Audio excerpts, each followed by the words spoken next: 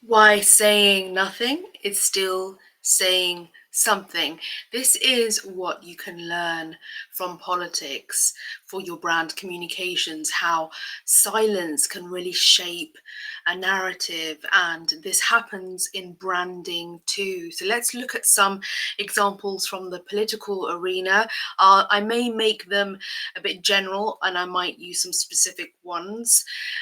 But if you are new to my channel, I am Serena. I have more than 20 years in media and communications. I'm a chartered public relations practitioner, and I'm also doing my postgrad in systems thinking. And I like to bring all of my strategic consulting experience here to my channel to help you level up your strategic thinking as a brand, as a creator, somebody who is building a business in public. If you're an entrepreneur, this is a place for you. I have tutorials every Monday. Let's get into this. If it's a holiday season, ho ho ho, hope you're enjoying the festivities. I've added some bonus material for the holiday season, of course. And if you would like some media and political commentary content, I do that as well. So you can go check out my other channel. Everything's in the description. So listen, in politics, right? Oh, I studied politics, but sorry, I read politics at university way back then. Sounded like a horse. And now working in, let's say, spheres, political spheres, I am so aware, heightenedly aware of just how crucial it is to not allow a narrative to get populated. I say populated for you, but this is, I mean, and I'm seeing this so much, and more specifically with your party. And your party is a new UK left political party that seems to be co-founded by Jeremy Corbyn and Zara Sultana, but they haven't quite figured out their leadership yet. So I may use them as an example. So do get comfortable. And just so you know, I have notes, but I don't rely on AI or ChatGPT or any such thing. And there's videos about that. Remember, use your own voice and don't allow cognitive rot to set in. We've got to be able to exercise these muscles and think of our own ideas. So silence, absolutely is data. It will get interpreted. It always does. Imagine a relationship argument and you say nothing. That's you ghosting, or that's you being passag, right? All of these things. And it can be seen as a strategic position for somebody to take. Sorry, let's bring mic a little bit down. You see, I have this filter for my voice over work, but we don't need it right now. I'm not doing any ASMR. So silence can also be seen as avoidance, right? And so, yeah, it could be seen as a strategic choice in a decision, quite an intentional one. So you're giving people a message. So in politics, if you say no comment, it becomes a headline. Listen, you are not being interrogated by the police with your lawyer by your side. If you as a brand have to communicate something, right?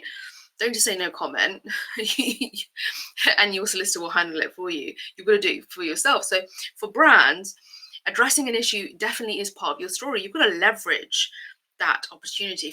If you have to suddenly address an issue and cancellation is there on the sort of horizon, then use the opportunity to really tell your story.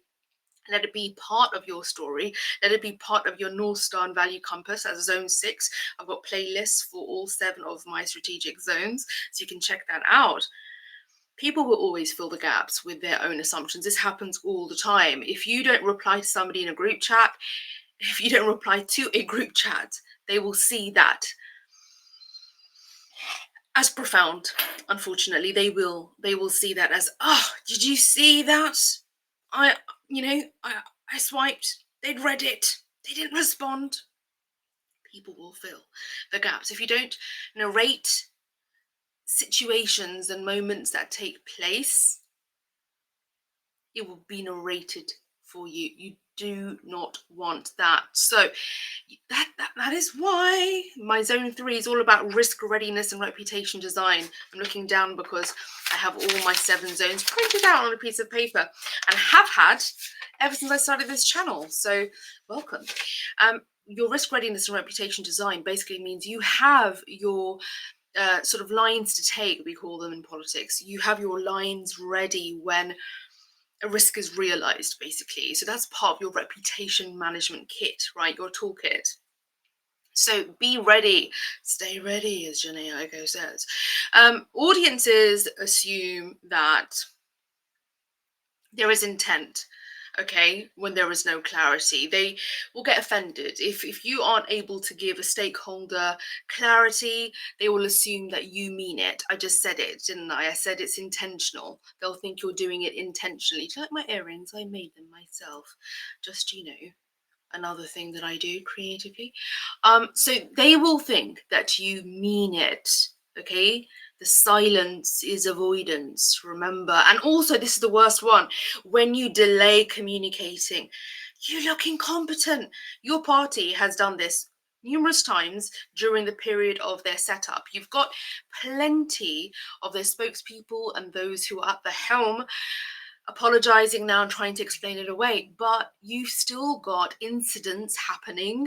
They're happening in sort of various spheres of this sort of setup arrangement.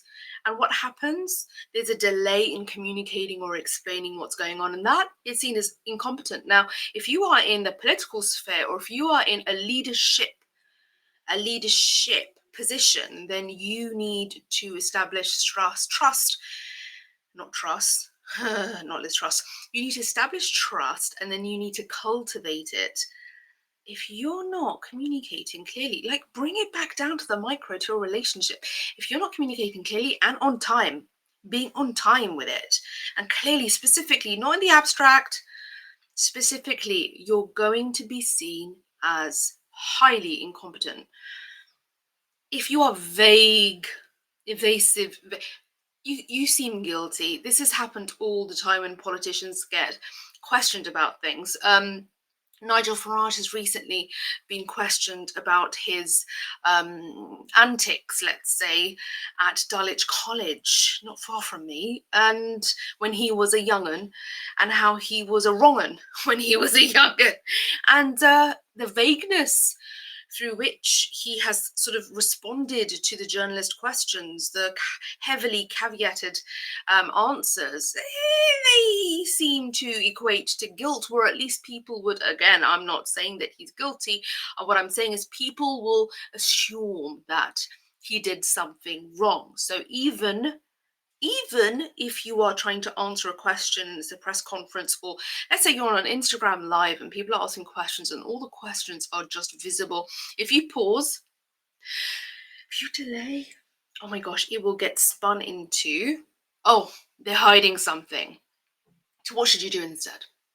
Listen, brands should always have a holding statement ready, and that's why I say risk readiness and reputation design is so super important. Go and check out, I have a playlist called PR for, what is it called, PR, your PR kit, or 5 days of PR, sorry, that's it, 5 days of PR. Check that out. But also I have my risk readiness and reputation design playlist, which is zone 3.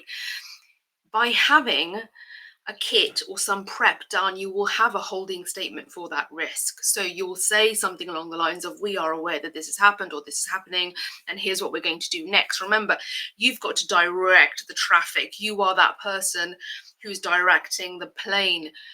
Don't be huddled in the corner. You've got to direct this plane. And you've also got to use sort of it's a smart framework, isn't it? Be very timely about things, clarify the timelines early. We will update you in 48 hours. Don't just leave things open, and don't be that person who says, I'll get back to you tonight, and they don't overpromise either. Just be very realistic with your timelines. Don't get guilty and frantic and anxious. Just be reasonable about this. Communicate a holding statement. We are aware we're going to get back to you by now, but just remember, by this time, just remember, they will be waiting for you to do something wrong. If you haven't already subscribed, please do. So name the problem plainly before anyone else does. Articulate it yourself using your own language. Don't allow other people to do it. People fail at this all the time. Don't let you be Don't be the person who fails in this way, and set your expectations very clearly. Set their expectations very clearly. My bad. People will most definitely, they will forgive you being imperfect or making a mistake, but they won't forgive you being incompetent, as in the handling of things. Okay, if you've got to make things better and you're going to be incompetent about it, they won't forgive you for that. In fact, you could just frustrate them even more, or just layer on the discontent. You don't want to do that with your audience. Political communication is a funny one, because it very much relies on sort of awareness of the moment, the zeitgeist, and your audience sentiment. So you've got to keep an ear to the, you heard it, that's right, can't remember it, but you know what I mean. That's why I say use my Zone 3 risk readiness and reputation design, as well as Zone 4 media literacy and zeitgeist awareness content, because that will really show you and guide you how to start building this into your system of communications, especially reputation management. But the kind of things that you really must adopt is for you to essentially control the very first snap, right, that people are taking, that first frame. You've got to control that, the composition of it, as much as is possible. Remember, this is something like reputation management and crisis communications. It's never perfect, because it's hard to control humans. So you've got to sort of understand and appreciate that there's certain things you can control and there's certain things you can't. How much can you do reasonably, and where are the uncertainties? And this is what we have to do and map out in systems thinking a lot. And then once you start to do that, you can start to get ahead of speculation. Everyone's speculating. I do it a ton as well. And then do it with intent. Remember, be intentional. Don't just be accidental with it, even when you don't have all the answers, because you've done your risk readiness, you've done your reputation design, you've got your prep done. I help brands with this kind of thing through one-to-one calls. Just hit me up. Essentially, you want to scan your comms, you want to scan your risks, and you want to be ready. The speed of communication and the quality of your communication is how you will build credibility. So if something goes wrong, it's okay. You can use it to your advantage, to your brand's advantage. And if any of this is really sort of landing with you, then please do subscribe. It really helps me. So silence is a strategy. Don't rely on it. It builds the opposite of trust, and it can also breed sort of bitterness, and you don't want that. If you are, let me just think, intentionally silent, people again will think that you're doing something, but it's hard for them to sort of identify whether it's intentional or unintentional. So you can't assume that, oh no, they know we're working on stuff. Don't do that. Don't do that. Even if you've built a good rep with them and a good sort of relationship and trust with them, don't assume that they'll know that, that's what's going on behind the scenes. So communicate early, communicate simply, and if you haven't already, do subscribe. I think I've asked you around 4 times, and you will say, Serena, it doesn't matter anymore. Subscriptions and followers don't matter. Yes, but it's a vanity metric that creators still rely on. So please do help me out. Like and share, comment. Let me know what your challenges are when it comes to things like brand communications, reputation management. And if you also look at politics and you think, yes, I can learn from this. You can check out my podcast, Systems and Questions, as well. It's available on my other channel. And do come back for bonus seasonal content. Otherwise, every Monday. Wishing you lots of success. Thank you for your time and attention. The most important things that you have, rely on your own intuition and voice. Don't get swept up in AI as much as you can possibly can. Safeguard the wonderful qualities and faculties that you have. Thank you for listening, watching Serena's Playbook. I'll see you in the next one.